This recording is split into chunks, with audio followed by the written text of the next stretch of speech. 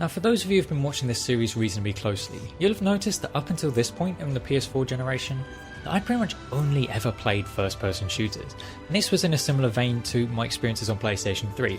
I started out playing almost entirely racing games, then transitioning to first-person shooters, and of course when the PlayStation 4 came out, this trend continued.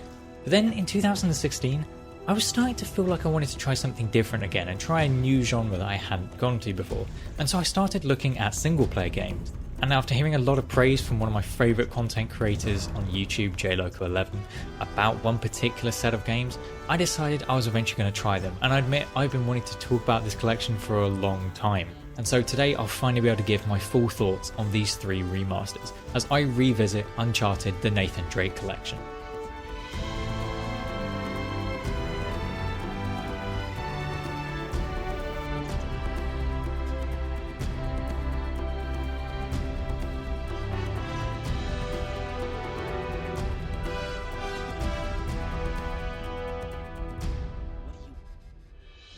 Hi there everyone, I'm the guy with no gamer tag, and to get some of the usual housekeeping out of the way, there will be some story spoilers discussed in this video, so if you haven't played any of these three games and you maybe think you'd want to, look out for the graphics at the bottom of the screen so you know which parts you can skip. But I admit, when I was coming into this series, I wasn't 100% sure whether I was actually going to cover these games. That was partly because of the title PlayStation 4 Revisited, the idea being I go through all of the games I played on my PlayStation 4, and these games are remasters from PlayStation 3. But ultimately, I decided that not only do I want to just talk about these games, because I always felt like I wanted to do one big video talking about this collection, but unfortunately it got cancelled when I had some problems with my microphone in my first year of university. And also, they really did shape and sort of guide where my gaming interest suddenly started changing through this generation, so I thought it was really important to discuss, so then you can see the overall development of my interests whilst playing on the PlayStation 4. So starting off with the first game of the series, Uncharted Drake's Fortune. This game was absolutely phenomenal.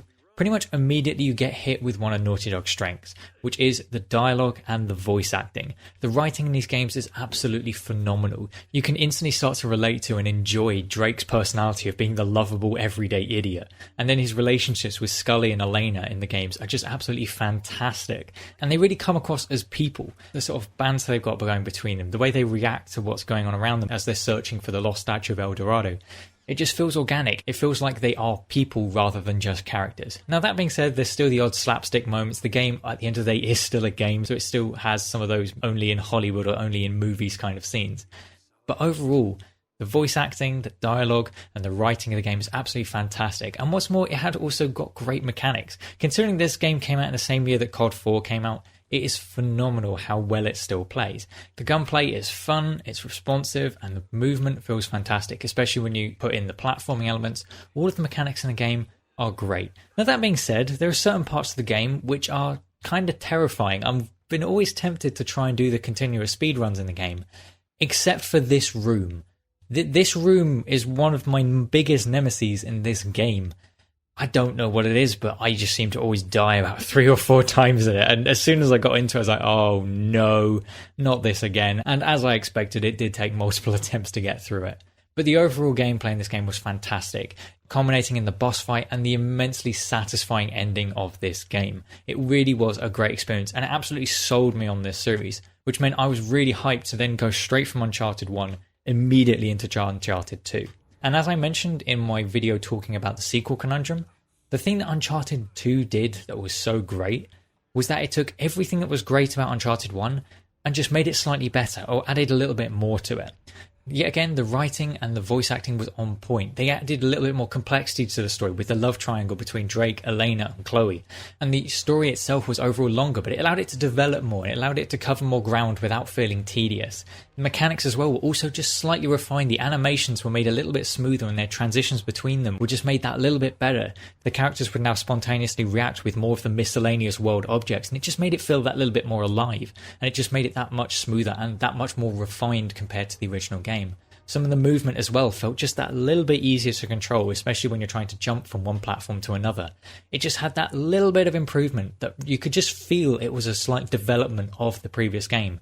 And with the game being longer, having more content and having an overall even more engrossing story, it just made it an even better experience, which is surprising to say because when you play Drake's Fortune, you feel completely satisfied with the game. It's a fantastic game. And then you play Uncharted 2 and it's like, how did they make it better? How did they do that? And yet they just did it flawlessly. The game did lose some of that everyday guy feeling about Drake because he became a bit more of a superhero, just wielding whatever the hell he wanted to, taking out helicopters, surviving the super train, and like he became a little bit more of a superhero than an everyday guy in this particular game.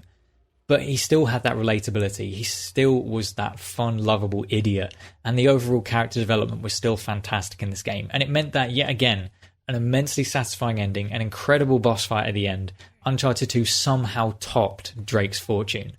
And then you get to Uncharted 3. And unfortunately, Uncharted 3 is the weakest of the three.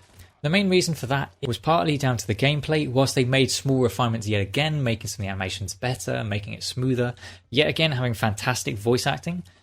The gameplay itself became a little bit more kind of batshit, and he became even more of a kind of superhero character, more so than he did in Uncharted 2. And also, along with this, the writing of the game and the overall story the game tells didn't quite hit the same way that Uncharted 2 or even Drake's Fortune did. It seemed to try and go bigger and better, but unfortunately it just didn't quite have the same feelings that Uncharted 2 did. It didn't build from that as such. It kind of went backwards in some ways. But that being said, comparing Uncharted 3 to the rest of the series is kind of like comparing Empire Strikes Back to A New Hope in Star Wars. It's still a fantastic experience. You're still going to enjoy playing it, and you're still going to have a lot of fun.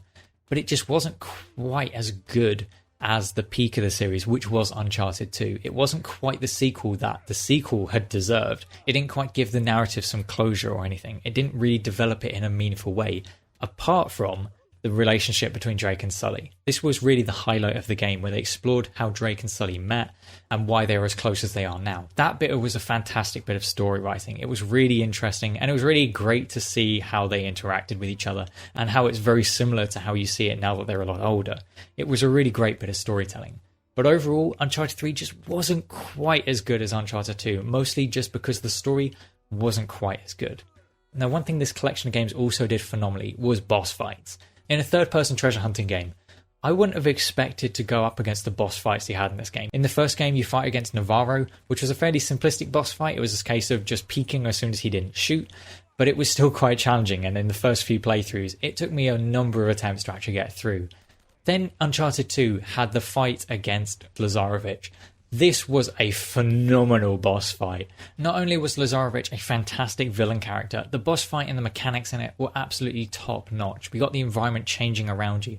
You can't stay in one spot because they'll start throwing grenades. You can't stay there because the environment will change and you'll suddenly fall through the level. It was a fantastically crafted boss fight. It was really challenging.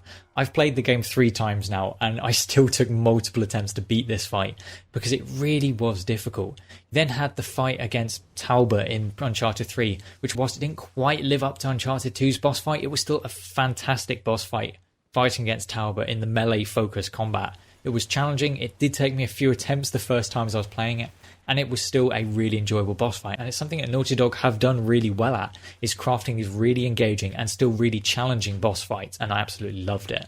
But the overall experience of these 3 games was fantastic. I've absolutely loved playing through all 3 of them. Even though it's my 3rd time playing them, I still love them. The dialogue is phenomenal, and it's always been great because it makes the characters feel like people. It's made it a blast to play through. It's still funny. It still hits me in all the places it did when I first played it. They're games I'm going to always hold fondly, partly because of how good they are, but also just because it allowed me to then start exploring other single-player games that I maybe would never have touched had it not been for me trying out these games and realising how good single-player games could be. And so for that, I'll be forever grateful for these games, for what they exposed me to. And so I do hope you have enjoyed this video. I'll be interested to know whether any of you have played it, and if not, do you think you will do now you've seen this? Please feel free to leave your thoughts in the comment section down below, and if you have enjoyed it, please do feel free to like and subscribe if you'd like to see more of these videos. But anyway, I've been the guy with no gamer tag, and I'll see you on another video.